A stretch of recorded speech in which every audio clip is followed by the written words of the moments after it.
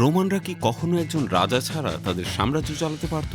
কিংবা গ্রিস অথবা অটোম্যানদের কি আপনি সুলতান ছাড়া কল্পনা করতে পারবেন? ঠিক তেমনিভাবেই ফুটবলকেও মেসি ছাড়া ধূসর মেঘের মতোই মনে হবে। তবে সেই মেঘে এবার আলো নিয়ে আসছে লিও নিজেই। গত 15ই জুলাই কোপা আমেরিকার ফাইনালে চোট নিয়ে মাঠ ছাড়েন আর্জেন্টাইন মহাতারকা লিওনেল মেসি।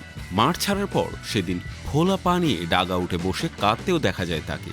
কোপার পর গেল সেপ্টেম্বরে আর্জেন্টিনা 2026 বিশ্বকাপ বাছাইয়ে 2টি ম্যাচ খেললেও ইনজুরির কারণে দলে ছিলেন না মেসি।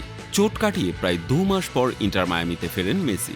এর মধ্যে মায়ামির হয়ে কয়েকটি ম্যাচও খেলেছেন এই ফুটবল জাদুকর। কিন্তু আর্জেন্টিনার জার্সিতে মেসিকে দেখতে উন্মুখ হয়ে আছেন ফুটবল সমর্থকরা।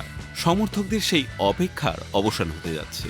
এই অক্টোবর মাসে বিশ্বকাপ বাছাইয়ের 2টি ম্যাচ খেলবে আর্জেন্টিনা। 11ই অক্টোবর ভেনিজুয়েলা এবং 16ই অক্টোবর বলিভিয়ার বিপক্ষে ম্যাচ। এই 2 ম্যাচের জন্য 27 সদস্যের দল ঘোষণা করেছেন আর্জেন্টাইন কোচ লিওনেল স্কালোনি। সেই দলে ফিরছেন মেসি। দলে প্রথমবারের মতো সুযোগ পেয়েছেন আর্জেন্টিনা অনূর্ধ্ব 20 দলে খেলা midfielder Nico Paz. Italian club কোমোতে খেলেন তিনি।